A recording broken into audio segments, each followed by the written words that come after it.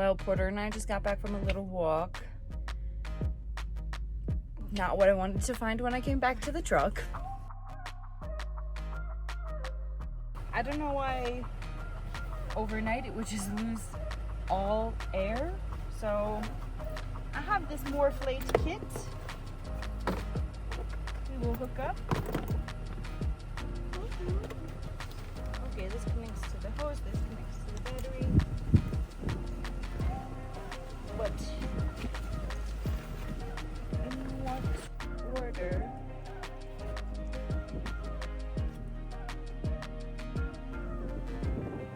Plastic. Why are there no instructions? Oh, I'm gonna have to look that up. I don't want to hook it up in the wrong order. Honestly, I really hate putting air in tires. When I was younger, I had this diesel Jetta and the guy at the gas station was putting air in it because the tire kept going low and it just exploded. So I hate putting air in tires. But I want to get it up enough to at least rotate the tire and see what's going on. I do have tire repair kits and GlueTread, so if I can fix it enough to get down off this mountain. As you can see here, I'm kind of struggling to figure out what is going on with MORRFlate. It just doesn't want to put any air into the tire. Got a little scared from the sound there. If you can see on the handle, there is a push to connect coupler that goes from the stainless steel hose to like the control panel or whatever it's called. But there's an additional one that you have to slide forward that allows the air to move through to the 4 hoses. I could not find a single video online or on the website that explained this. So that was very frustrating for me.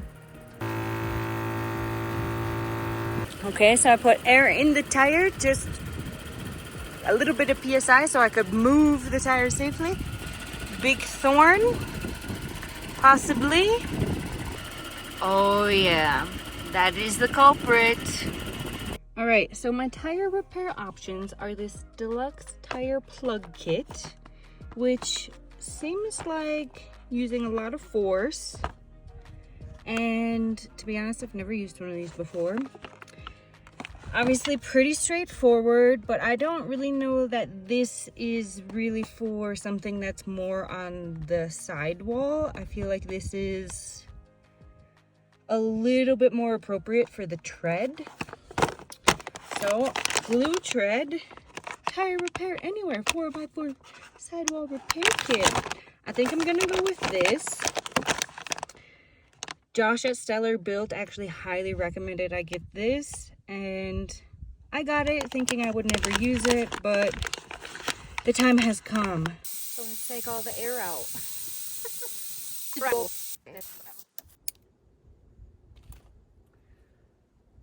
This is the hole.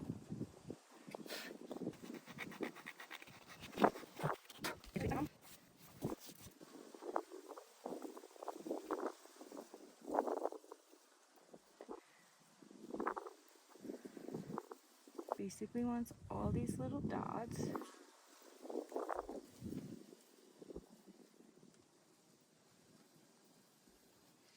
Okay.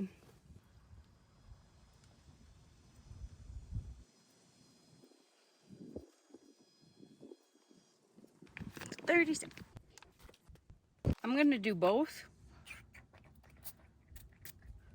I'm gonna do the accelerator and let it, yeah, that doesn't sound good, hey? This is the exact moment things started to go, shall we say, downhill. Well, let's start over. Back to step 1, sand, apply the glue, apply the patch, hold the pressure for 30 seconds. Again, ended up holding it for about 1 minute. No air, that's a good sign. So we're gonna let this cure for 1 hour. Even though the accelerator is like immediate, I am just gonna let it sit for 1 hour and see what happens. While we wait, I'm gonna get back to my book. I made a tea because I'm quite upset. And I have this very annoying song that keeps playing in my head. The best part of waking up is with a puncture in your tire.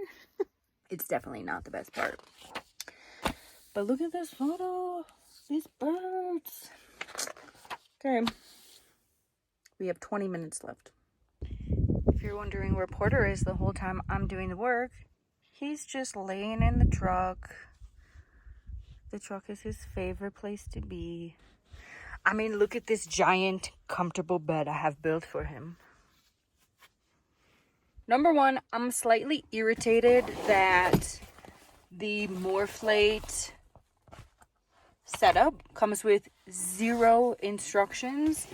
Well, yes, people might be coming at me in the comments of, it's basic common sense. Like, no, usually anything that you connect to your battery of your vehicle, there is a step-by-step process in the way that you connect things to your battery and disconnect. So they don't even need to print paper and put it in here. You could very easily print it on the case, so it's always there. You never lose the directions. So that's a little irritating. I had to go on YouTube and watch 17 videos to find exactly how to hook up the compressor. Had I not had Starlink here in the middle of nowhere, I'm like over 11,000 feet up. I have no cell signal. I've never even taken any of this out of its packaging. And yes, of course, I should have tested this before ever going into remote conditions, blah, blah, blah, whatever. But yeah, maybe that's my mistake. But I still think that any product that you're hooking up to the battery should come with at least like a basic 1, 2, 3 printout. All right, it's been 1 hour.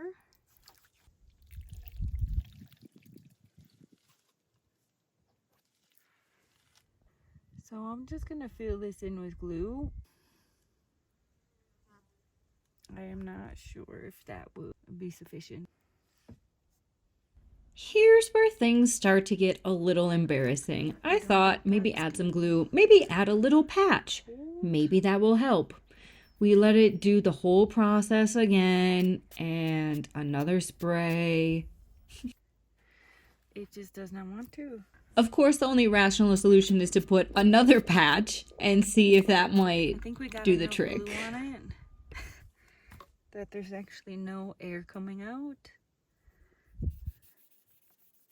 This is super embarrassing. Good lesson. And I think the location of this puncture is just honestly the worst. I should have cut it to fit this shape a little bit better, but well, you live and you learn. So I'm gonna let that sit for like 15 minutes. I guess kind of like a silver lining is I'm staying here one more night, so I can fill this up with air. I'm not gonna put it to the max. I'm probably only gonna put 20 psi in and see what happens overnight.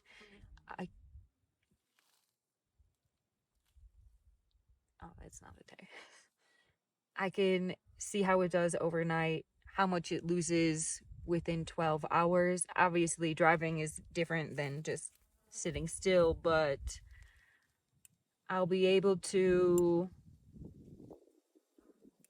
Oh, it's actually really gonna suck. It's a holiday.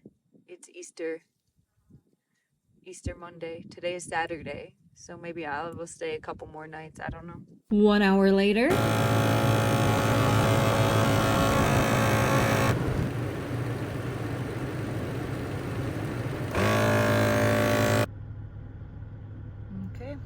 We'll see what happens.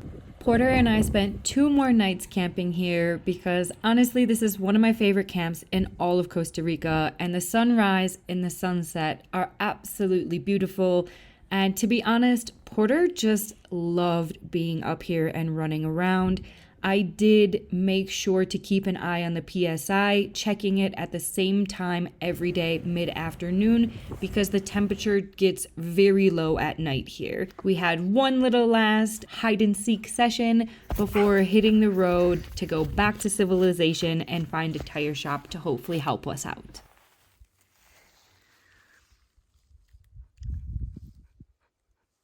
Ah!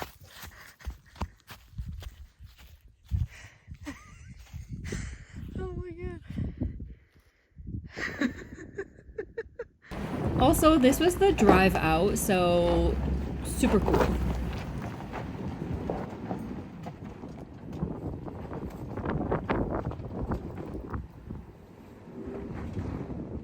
Don't mind the crazy hair and this injury. So we're driving to a tire shop and I'm hoping that they're open because it's actually Easter Day. Fingers crossed.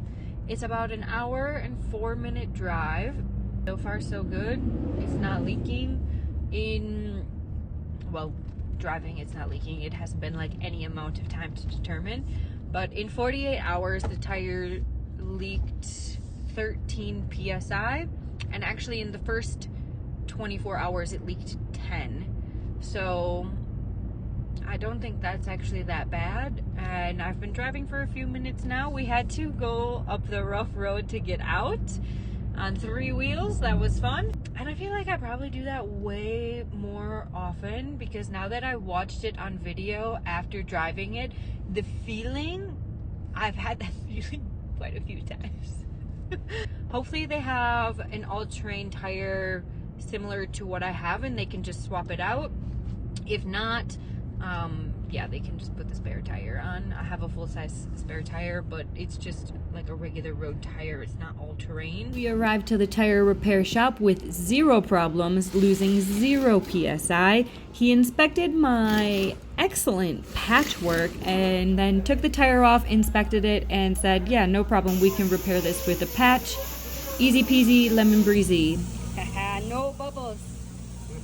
Bueno. Okay, so I paid 4,770 colones.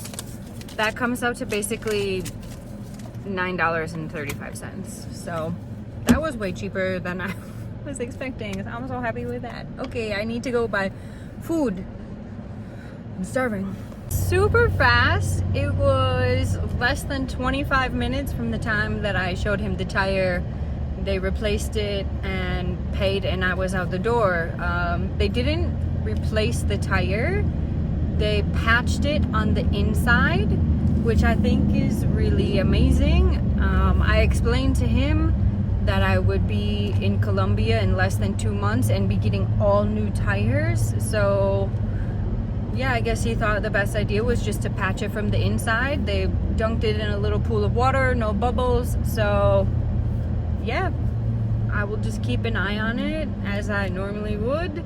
Maybe a little extra attention to that tire, but I feel good with that. Now it's patched on the inside and the outside, so that inside patch is also like, it was probably 4 by 6 inches, so it's covering a huge section of the inside of the tire, and definitely going to stop that leak that was coming out from the patch on the outside. So yeah, I feel really good about that. In 24 days the truck ships to Colombia. It should arrive within 1 week, arrive and clear within 1 week, give or take, and then Macho Taco is gonna have a complete makeover in Colombia.